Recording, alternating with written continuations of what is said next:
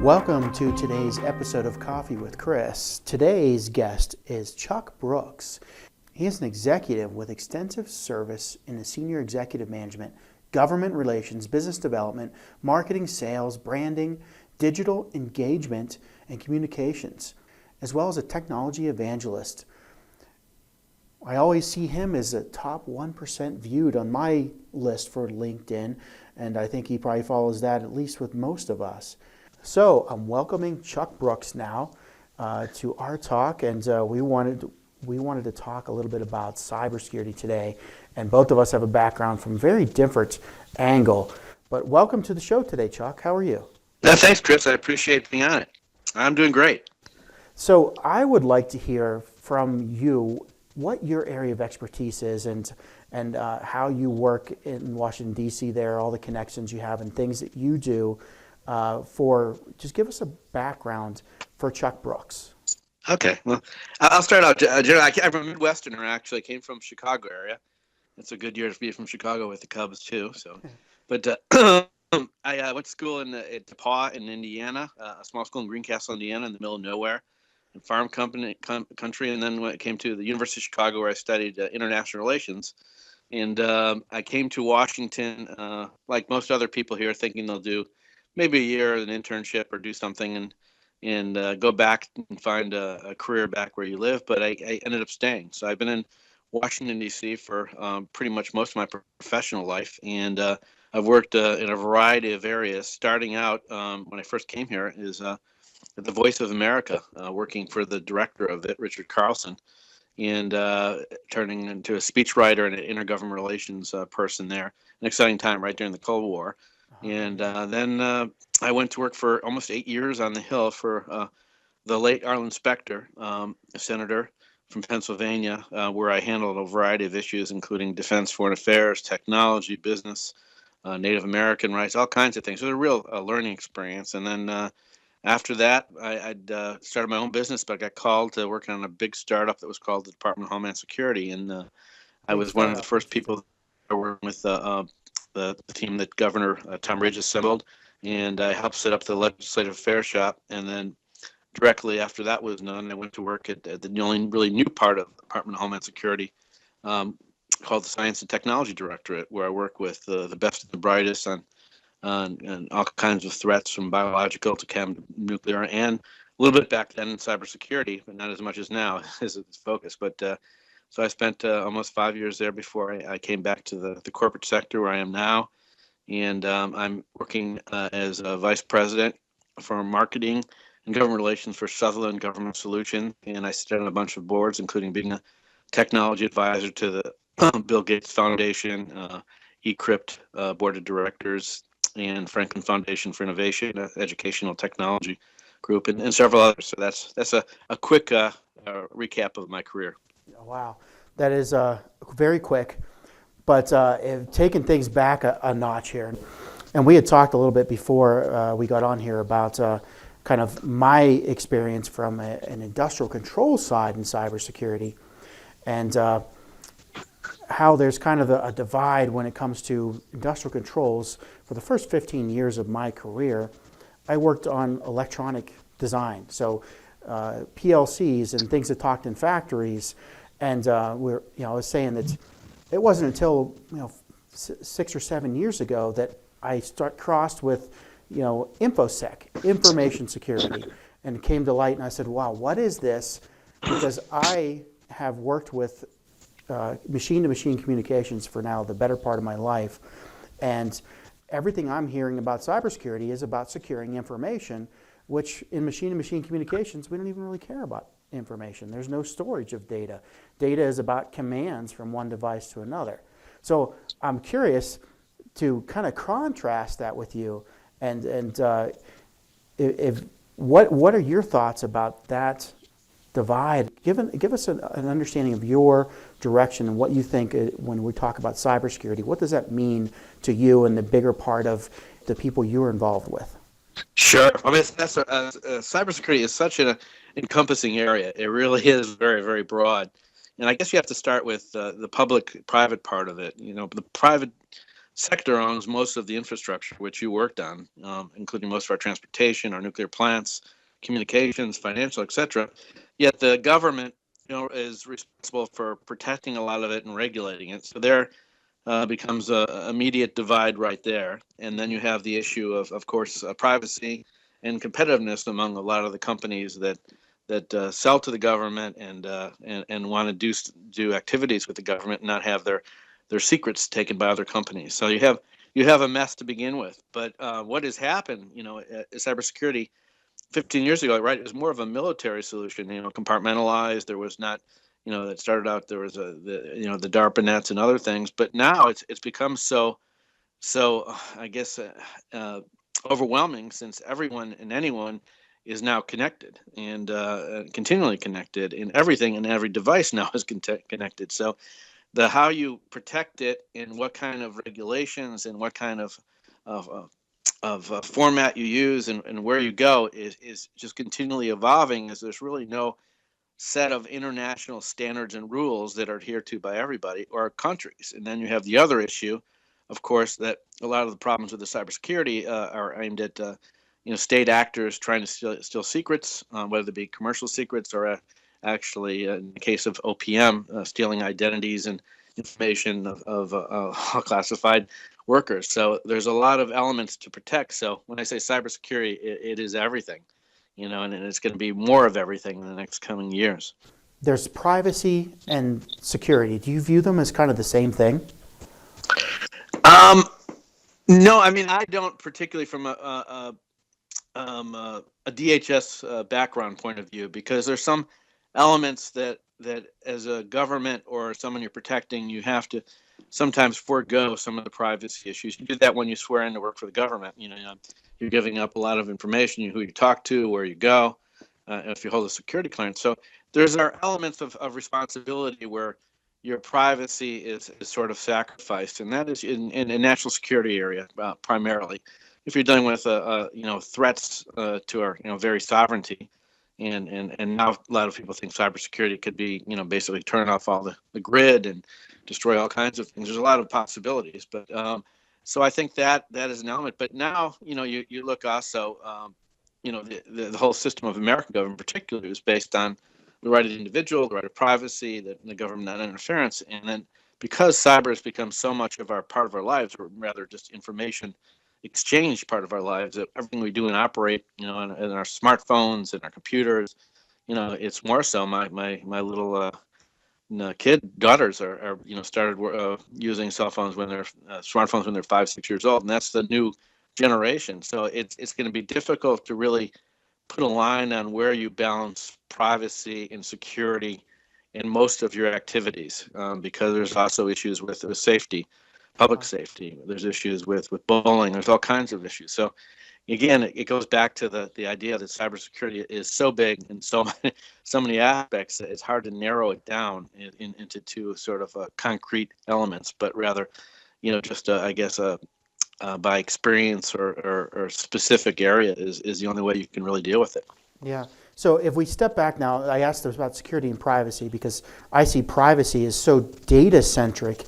And then if you step over to the Internet of Things, the development that we're looking at in the future, where everything that communicates, everything that's electronic becomes on a grid communicating. And those things communicate without people involved.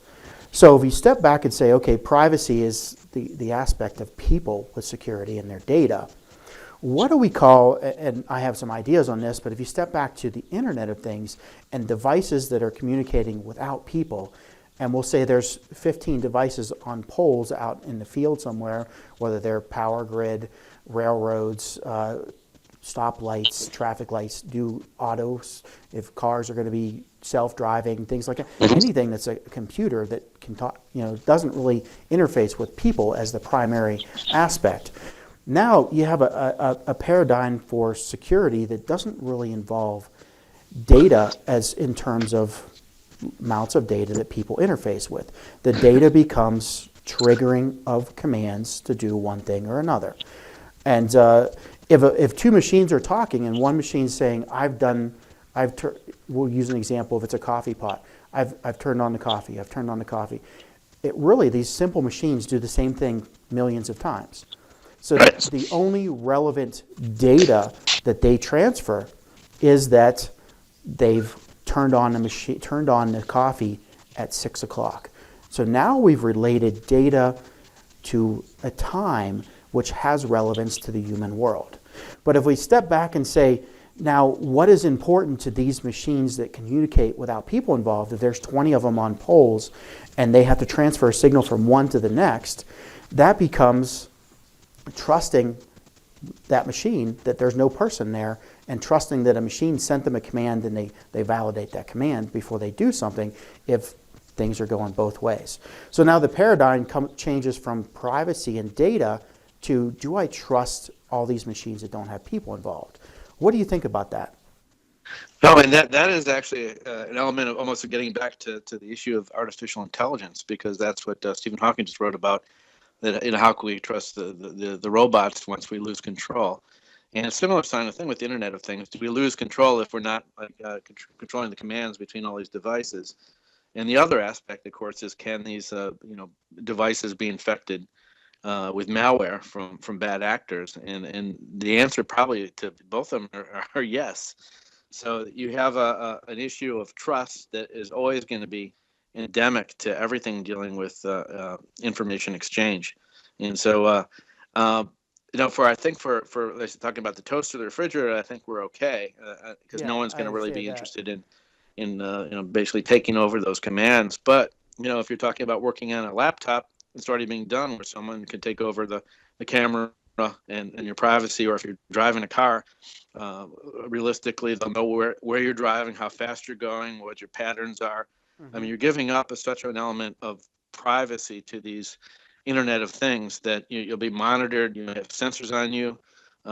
Eventually, it becomes Big Brother of things if you're looking into the Orwellian viewpoint. So it is sort of scary in one side, and then it's sort of positive in another, that you'll be able to use a lot of these devices and communications to basically increase your lifespan, monitor your health, and make things easier to get to. But again, it comes back to trust. I mean, who's in charge? Yeah. If you have a bad government in charge, if you have a dictator in charge, or if you have a artificial intelligence in charge of you, I mean, you can't control the outcome. So it's a real interesting and fascinating area to think about. So we're thinking about that trust. I mean, it always seems to come back, and I heard you take it back to privacy and individuals' privacy, and that those data things are related to people. But in terms of, like I started out by saying, I worked for 15 years on machines that are out there communicating without people, that the data isn't about people. And those machines turn on and off things that are vital to our safety is a big thing. Yes. And they don't really, once again, we go back to, they don't care about data. They don't have data that they maintain. A lot of them don't even have data storage. They only have state. So you know what state the machine is in, and it changes from one state to the next. And that is what's relayed from one machine to another in communication-wise. So if we take and say that privacy is about the people aspect, trust is kind of on the other side of cybersecurity, about the machine-to-machine aspect. And that kind of goes into, if we get a piece of information from a machine that hasn't been touched by a human for 5 years, how do we know that data came from that machine and didn't come from somebody on the other side of the world faking it to make it look like it was that machine? Yeah, and you're right, and that's probably where need authentication controls and other aspects to look beyond the originator of that command. So that it becomes a new interesting area. I'm sure a lot of the Cisco's and Intel's are looking into that because it is quite a new area. But you're right. I mean, it's not too difficult to envision machine-to-machine world in almost every aspect of that we do. We're doing it right now with our finances, and it could be quite vulnerable, and you could put yourself in a situation where your identity is basically compromised. Yeah. So now you're working in the government a lot, and you do a lot of those. How are the entities in navigating Washington D.C.? You said very I'd love to have your expertise in that area. What do you see that's, as far as these issues where we're coming up at looking at the Internet of Things and all these machine to machines, trust on one side of cybersecurity, privacy on the other side? How are we as a culture, as a society? You said you're sure that the Cisco's and Intel's are interested in that. But do you think it's a problem, or it's something that one of those companies will solve? Or do you think it's something that we as a collective, from your government side, need to solve? I think it's going to be go back to the public-private. It's going to be a combination. I'd say collective, because there's so many interchanging aspects. And you talk about the Washington scene with regard to emerging technologies. It's sort of a nascent area here too. There's a lot of associations that are based here. A lot of privacy associations, technology, software, everything is in here. 6,000 associations in Washington. So it's sort of an epicenter for this. Plus, you have the DARPAs and the ARPAs and the SARPAs here at DHS, all focusing on sort of futuristic aspects of this. But one of the things I found about living out in Washington is that the amount of people share. So it's a real challenge to get people to work and collaborate together. And that's also a lesson I learned back when I was working at DHS with the labs. We have some amazing technology and talent in our national labs, which are truly assets to our country and to the world. But there's so much IP out there and so much knowledge that is not shared that, if we ever basically mined it, and brought it to the forefront and made it used for a public good, we could probably even be a more advancing civilization. There's just a lot out there. But in Washington, I think part of the challenge is first, getting people to understand things. What is it that it took years to get them to understand the threat of cybersecurity and discuss it. Now it's everywhere. Mm-hmm. Every conference, there's a conference every day of the week on it in Washington, and now there's also in Congress. There's technology caucuses and there's cybersecurity caucuses, and so I think it comes to getting basically involving what I call all the pillars, which would be the media, particularly the new media and the media like this, the organizations and the legislators, and then finally the institutions themselves, into sort of communicating together and looking at these issues as a big picture and the challenges ahead of them.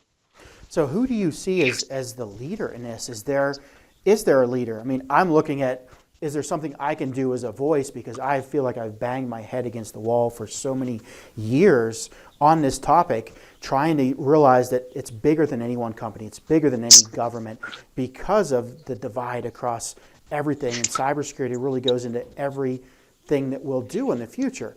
So bringing that awareness together, where does it start? And how can we start to pull this all together? Yeah, I think it really is sort of a grassroots thing that's happening on social media. You see, some of the content I read on LinkedIn is sort of amazing. There's a lot of futurists out there, and you'll see people like Vint Cerf, father of the internet and an evangelist for Google, who's very out front on these issues and establishing a lot of dialogue on it. So I think it takes the sort of the individual leaders, particularly out of the sciences and the technology areas, to sort of speak about it, to guest lecture, to talk about it in universities, and to write about it on the internet. And then I think the second part is pushing the policy and the other people to testify, to get legislation put forth, and to work on it, sort of collectively. It's sort of a ground up exercise, I think, rather than a top down one. But yeah, it's amazing what's out there, and it's and you can go to LinkedIn or Twitter, and you can find so much information from some of the top minds globally. It's amazing. But now it's sort of is how to basically put it all together. Yeah. So what kind of, if you saw, I haven't seen a real, we talked earlier, I've been on several standards bodies efforts, we'll say going back to the mid-2000s. There's a lot of interest at first. A lot of people come in, and whenever it's funded by the government with a little bit of we'll say, research and development money, the efforts take off. But then they kind of dry up, and it kind of goes then to the big companies, the Ciscos, the Microsofts, the Googles. And one thing that I kind of see repeatedly is that a lot of the bigger companies in the world drive the cybersecurity effort from the top down because they're interested in the big data picture, the big sales, the top end functionality. And you just said a couple minutes ago that it has to kind of come from the bottoms up. So when we're driving it by the big companies and governments, they're driving from the top down. Most people would say, like you did, it's got to come from the bottom up. How does that meet?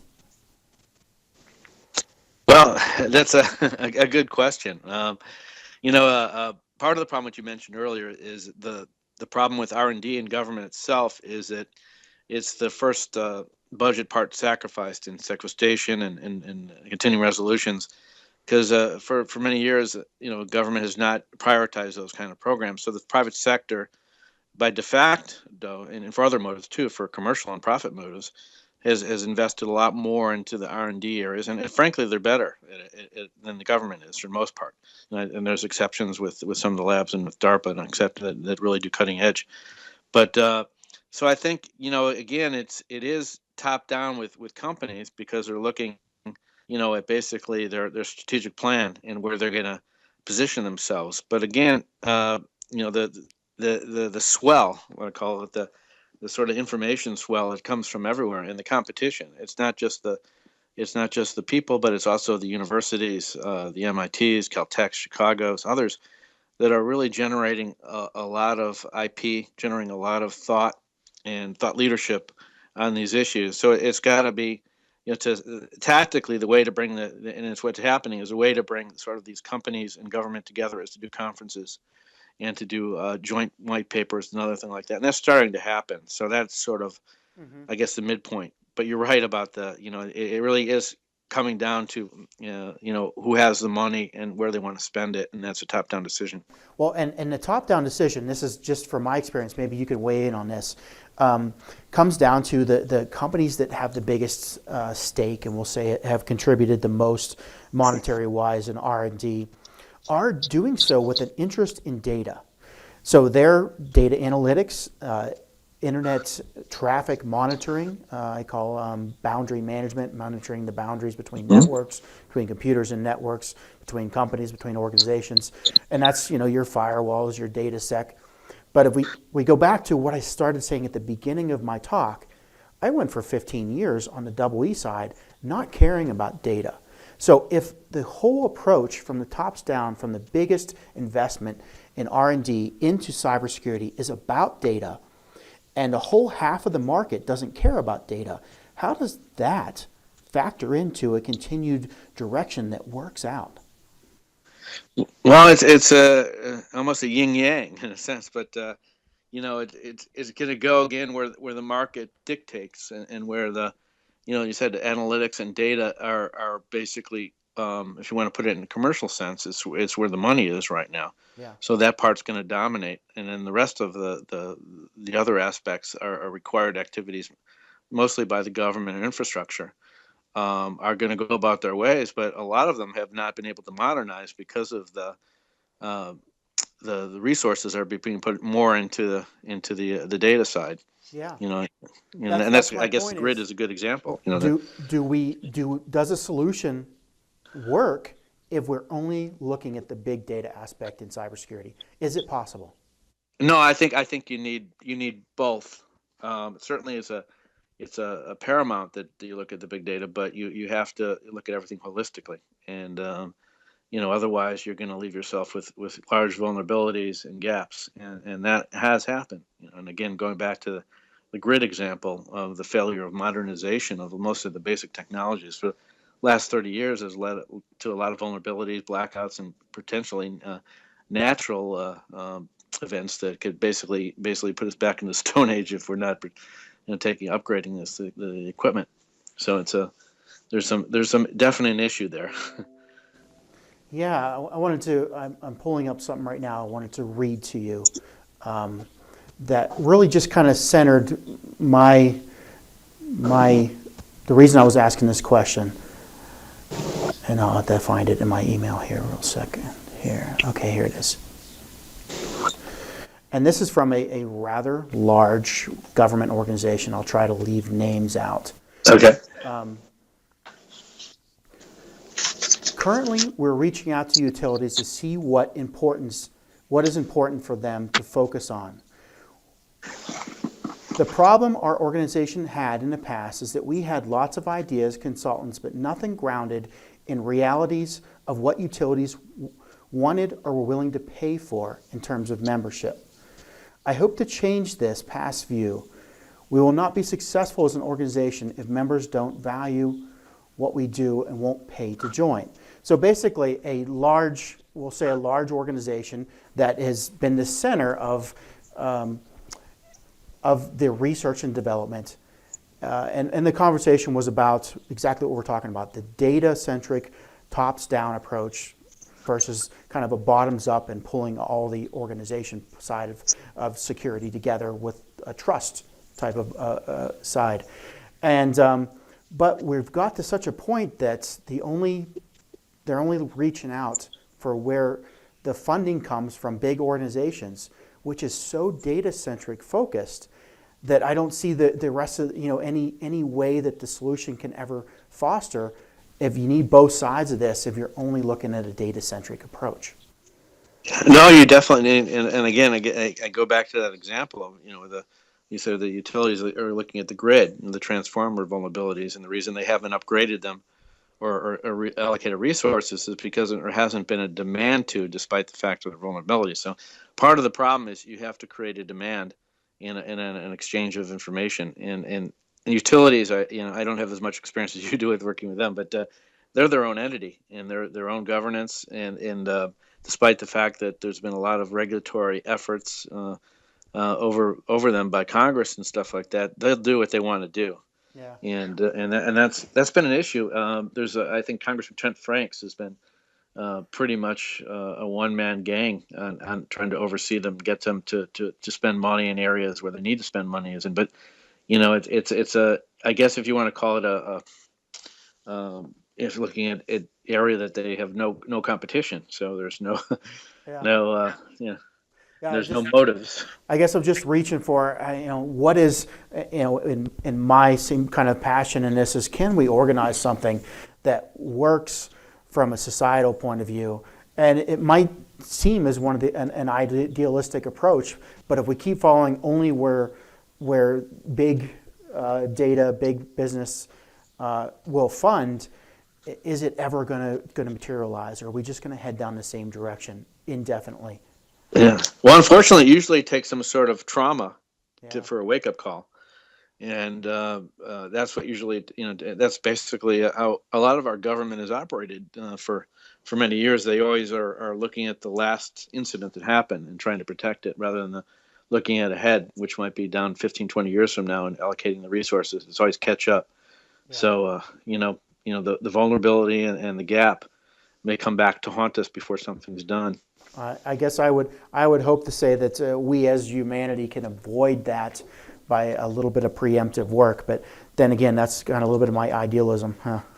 Yeah, well, it's idealistic, but it's necessary, and things do happen, and there's plenty now. I guess what is different from 10, 15 years ago is that we're able to communicate instantly and perpetually, through social media and digital media, and so it's there's a much. It doesn't take as much as an effort of letter writing and going to meet with people as it does now to get instant attention to things. So, So maybe collectively there's more hope.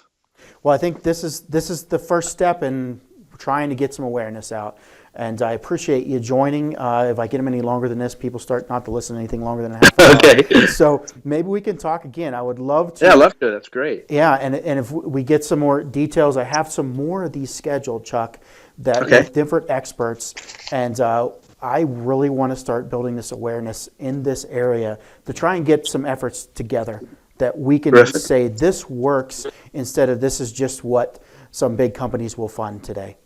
Yeah, no, I think that's right. That's and it can happen. I mean, there's some idealism in me too. So I think I think in this world now that we're in, it's changed a lot. Just even the last 5 years of how things just sort of stop on a dime and change on a dime. So, Yeah.